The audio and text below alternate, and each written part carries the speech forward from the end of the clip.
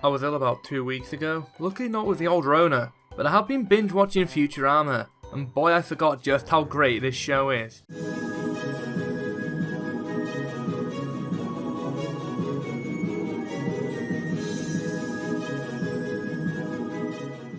Futurama is Matt Groening's second cartoon after them Yellow Simpsons folk, and takes place in the world of tomorrow, the year 3000.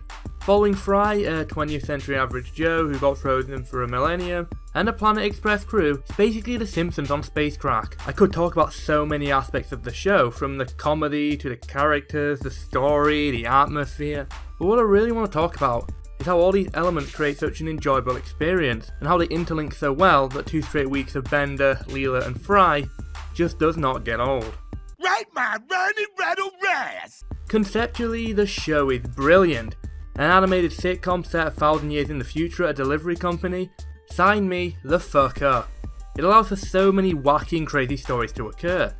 Because they work in part because it's 1,000 years set in the future, and this stuff could theoretically happen. A theme park on the moon? A war against a species of giant pink balls? The robot devil in Robot Hell? The possibilities are endless, keeping the show fresh. Concepts which we have in modern times, such as opera, are advanced to be a bit more technologically advanced to fit in with the show's surroundings. Various different species cohabiting on Earth, with each planet almost being like its own country in modern times.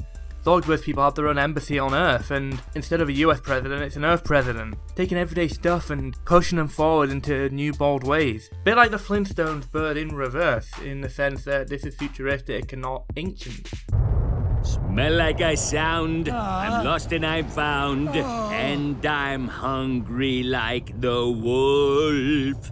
What helps these concepts in the universe not only work but stay fresh is the characters that inhabit it.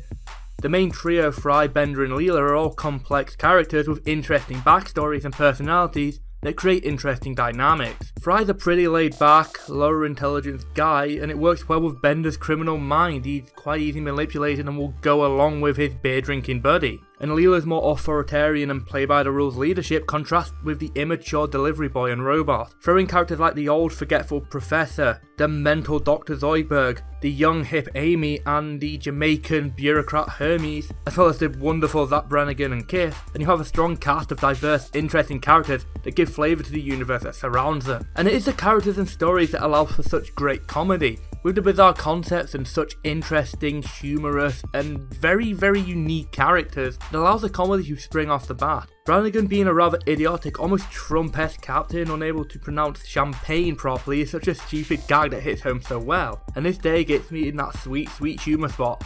It's also hard now to spell champagne, fun fact. Oh god, I'm pathetic. Sorry, just go.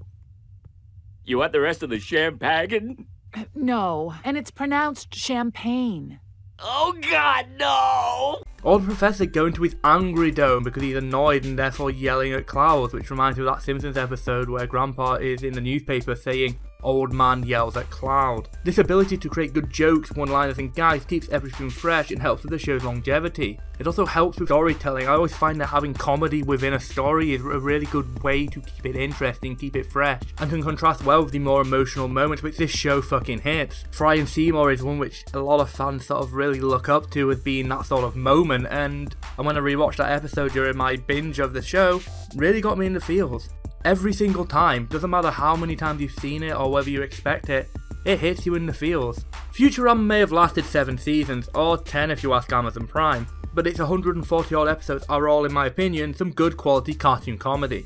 And in some ways, it's a good thing the show finally did end in 2013. Take a look at The Simpsons or Family Guy, and those shows, despite a massive decline in quality, are still going today, and in some ways ruin the reputation they once garnered in their heyday, particularly The Simpsons. That used to be a beautiful show, absolutely fantastic during its first 10 or so seasons, but watching it now, I'd rather watch paint dry. Futurama will live on as one of TV's best ever cartoons, and it's certainly one I intend to revisit time and time and time again. Well, if I can find that bastard backwards time machine, that is.